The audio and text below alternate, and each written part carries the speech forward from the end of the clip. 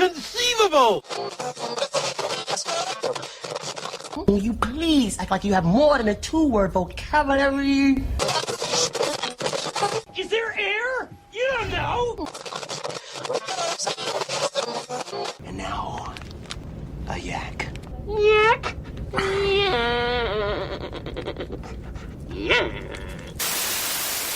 Hey, don't touch that dial. You found Secular Yakking. I'm Robert. And I'm Amy. After years, No, many years of yakking at each other. we're here to yak at you. So sit back and enjoy the yakking. Welcome back, everyone. Hope you had a wonderful weekend. As we always do. Yeah, not so busy this weekend. And I didn't mean we had the wonderful weekend. I meant we hope that everyone does have a wonderful weekend. Yeah, all right. Ours is busy. It's always too short. Yada, yada, yada. Yeah, I know. Anyway. That's enough of us. Yeah. Let's get on to what you came for. Twitter followers. Yeah, you came to hear the Twitter followers. Yeah.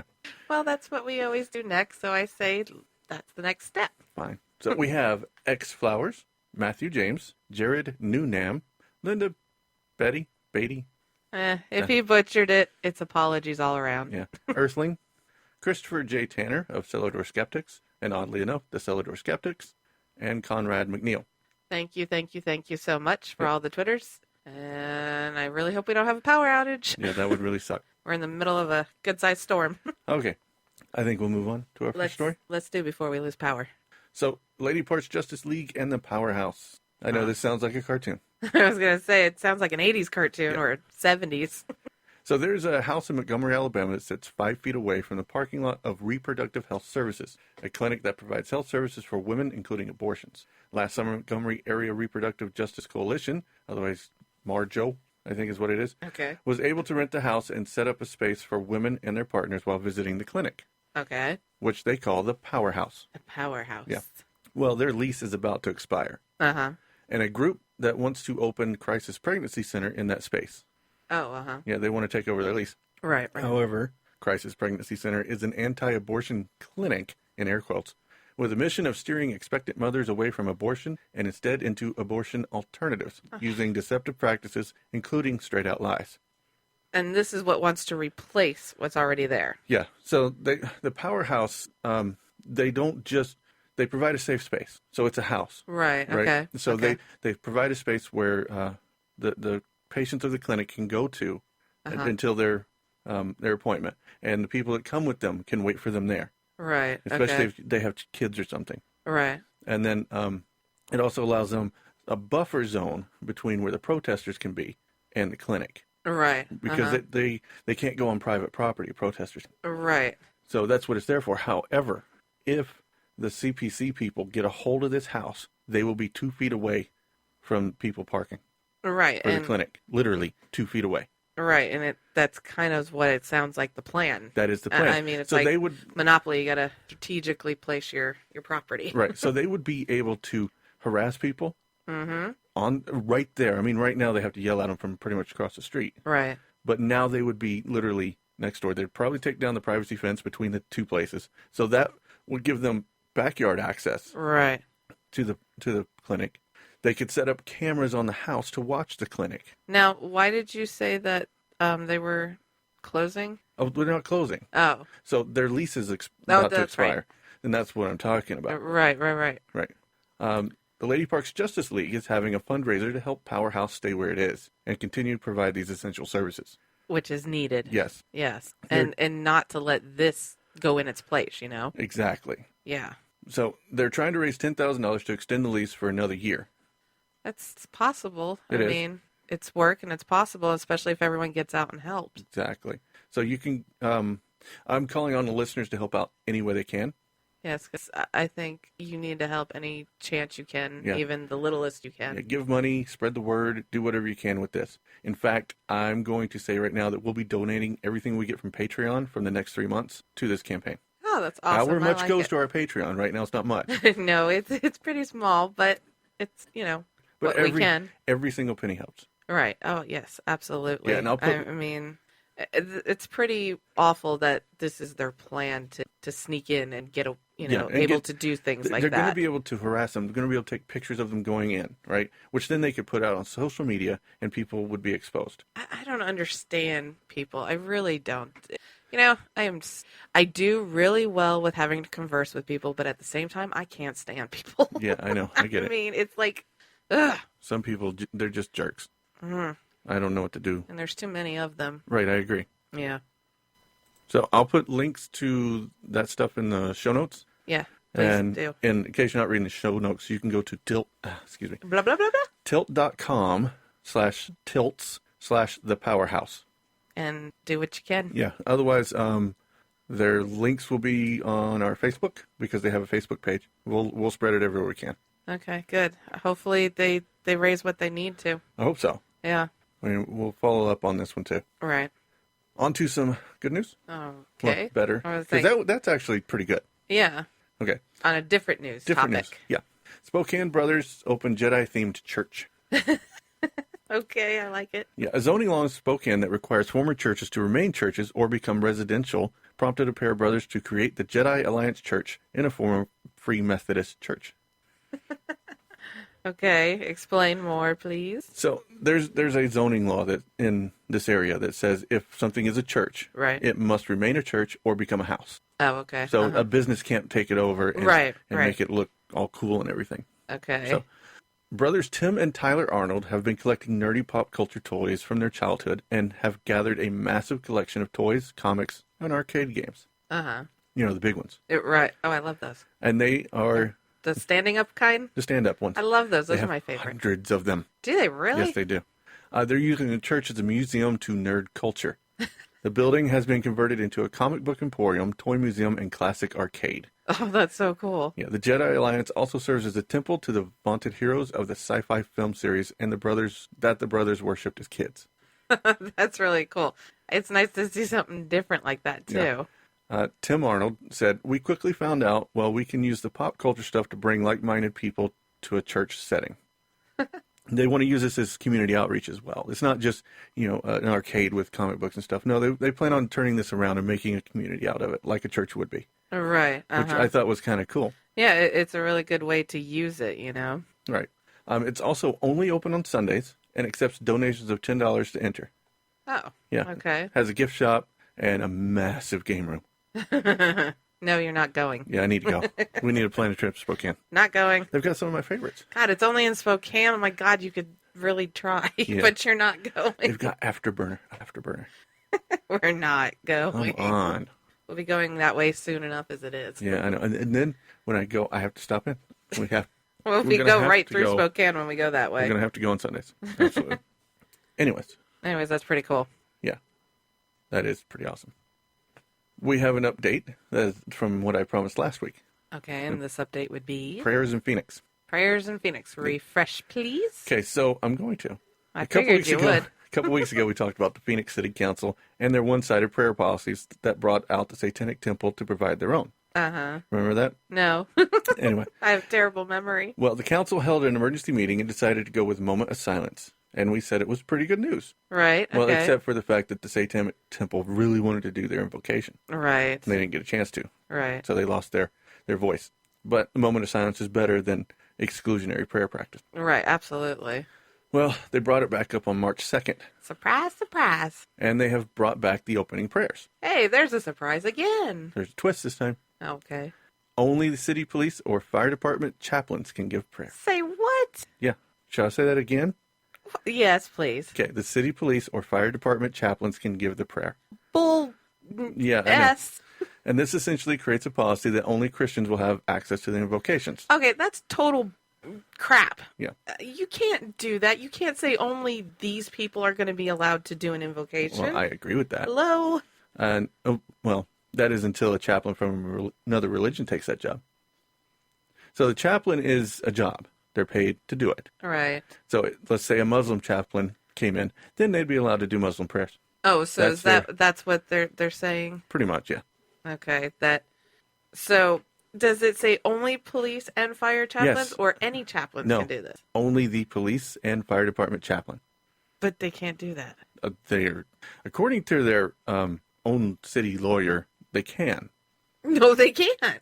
Well, he believes it's constitutional because of the way they wrote it. What? Yeah, because they said only, it doesn't say what religion can do it. It says only the chaplain can do it. Okay, my brain hurts.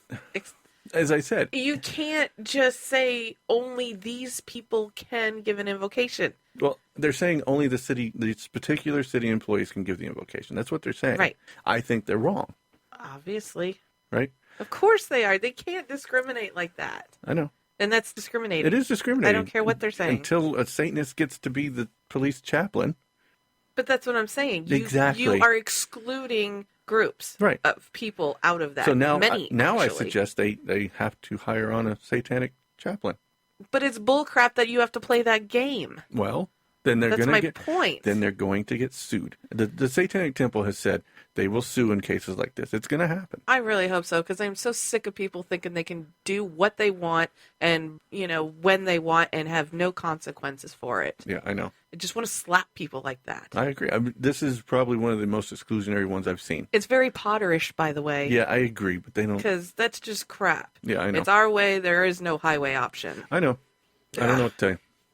Anyways. It's frustrating. Move on, because that's irritating me. All right, fine. How about a teacher who may lose his job because of racism?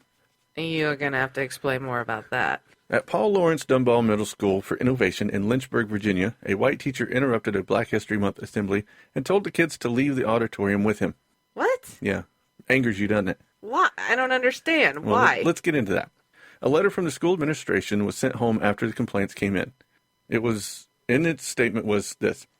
During the assembly, an employee interrupted the program by going to the microphone on the stage during a singing performance to express his offense with this portion of the program and offer students the opportunity to leave the auditorium with him. Okay, so let me get this straight. The white guy was offended by the fact they were celebrating Black History Month? That's what it sounds like, right? Yeah. That's not what it is. Okay, so it's still needing to be explained. Okay. Even the former mayor had something to say.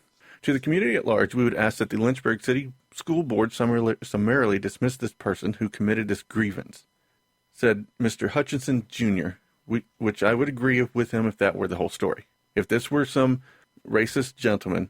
And I'm under the assumption this isn't? No, this is not the whole story. Because I know your voice, so what's the story? This portion of the program, Mr. Tyree, the teacher's name was Jason Tyree. Okay. Portion of the program that Mr. Tyree was objecting to was the part where the choir broke out into songs about Jesus.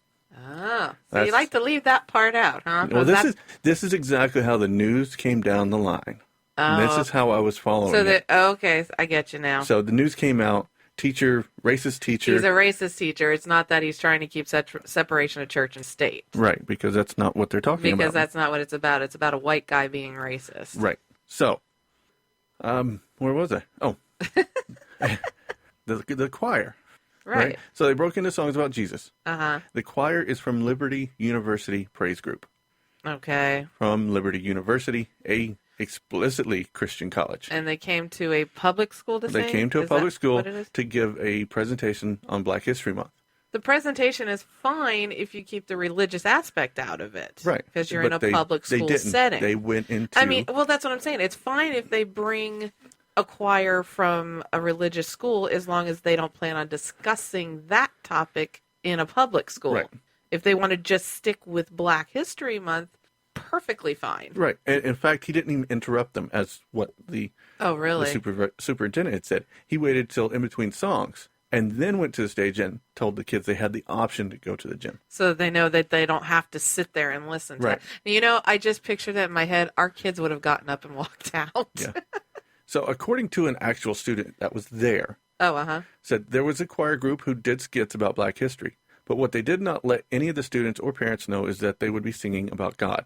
Mr. Tyree is a good teacher for doing something about it and going on stage announcing, quote, "If anyone is offended by this, you may leave the auditorium and come with me to the gym."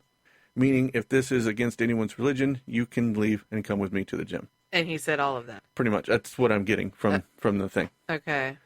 So he let the kids know that you have other options. Yeah, you don't have to sit here. You don't have to sit here and technically, if you want to get technical about it, actually, they should be, praising him for what good he did for the public school, because as a public school, he just gave kids options.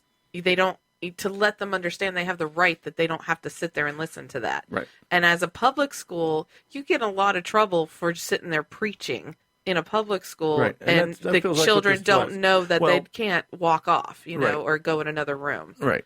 Well, So, I mean, technically, I think it was they almost like a disclaimer, like, hey, kids, you know, you also can choose to go in, you know, another room. You don't have to do this or that, you Right, know. I agree. But either way, no, it's totally wrong. And about that former mayor, No, yeah. yeah, his official title was Reverend Carl Hutcherson. Of course it is. So I think there might be a bit of bias there. You think? Not at all. I don't know what you're talking about. Yeah. And the school sent home another letter, this time to help clear up any misconceptions. And this was in Phoenix, right? No, where was this? Where was this? Getting my Lynchburg, Virginia.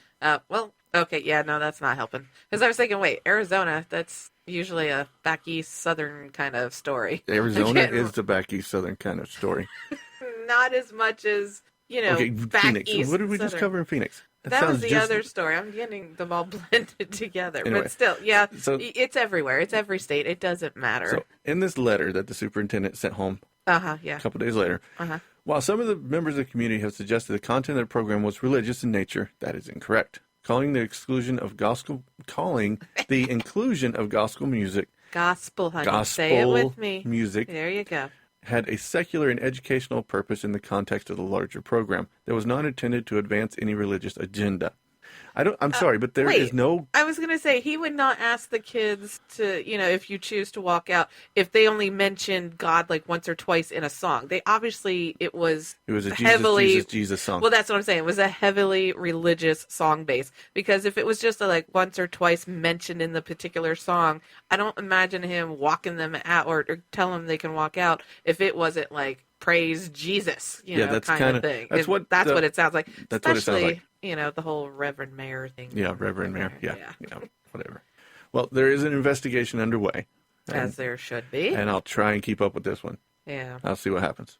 Yeah. I got a lot of stuff to keep up with, though. I was going to say, I think you're going to start notes. needing a folder or something. Yeah. I am an old man, and most people hate me, but I don't like them either, so that makes it all even. That's right. It's time for our Potter Award. Mr. Potter. You know, it could be Mrs. Potter. In this occasion, it is. Is it? Oh, I'm psychotic. Yeah, we would Awesome. say that again. Deerfield Beach Mayor Jean Robb is accused of misusing her position, accepting a prohibited gift and receiving unauthorized compensation, said the Broward Office of the Inspector General in its Thursday statement. You sure you're going to get all that out okay? Yeah, that's fine. So, she's being accused of the following. Do tell. Had the Parks and Rec Department assigned city-only parking sticker to her church pastor in November 2013. Even after both the department and the city manager stated that those were only for city officials and employees. She didn't care. No. She did it anyways. Yeah. Very Potter. Very Potter. Yep. In March of 2014, Rob called the City Environmental Services Department and requested him to have a street sweeper go to her church before 6 the next morning to clean the parking lot after a Lent festival. Damn. He said he felt the request was more like being told to do it. Yeah, I could imagine, actually. She actually used... City services. So she uses the city services like her own personal housemates. I need you to go clean this right now. Yeah. Do you need to give my pastor parking? Free parking anywhere in the city. That's basically what it is. She's very Potterish. And we're not done with her yet. It gets better. I can think of another word. Yeah. On May 5th of 2014, Mayor Robb directed a $1,000 donation from the owner of Domani Motors, a car dealership, to two of her favorite charities after he asked her advice on it. Not such a bad thing, right? Okay. You know, she's telling a local business you should give your money to these charities. Okay. Now let me guess, it benefits her. Yeah, you could say that. Okay. What makes this more interesting is that on or about May 4th, the deputy that issued... Oh, wait, let me back up. Wow. Interestingly enough, Domani Motors had been charged with parking code violations on April 23rd for parking cars on Florida Power and Light property. But on May 6th, they were found to be in compliance. Oh, that's convenient. Yeah. And what makes this more interesting is that on or about May 4th, the deputy that issued the violation was called by Mayor Robb. Oh, really? During that conversation, she said, "I want you to leave Domani Motors alone. He just gave me two $500 checks, and they have permission to park on FPL property." Wow, she really does have a power trip going on, doesn't Yes. she? Damn. So that's, yeah. That's an abuse of power right there if I've You seen one. think? I mean, That's the bribe they're talking about. yeah. I mean, she didn't get directly from it. And what's her position again? She's the mayor. Oh, oh yeah, she's got superpower trip going on. Yeah. And she's reelected. So she ran. They voted her in? No, they voted her in. Yes, she was a previous mayor for 13 years up until, I want to say, 2001. Okay. Right. But there's no record of her being any pottery back then. I can't find anything. Right. But she's back in. Yeah, she's back in. Okay. So she ran again, She got ran voted again. in. Yeah. All right. And now she's got a big giant head. Uh-huh. And Oh, it gets bigger.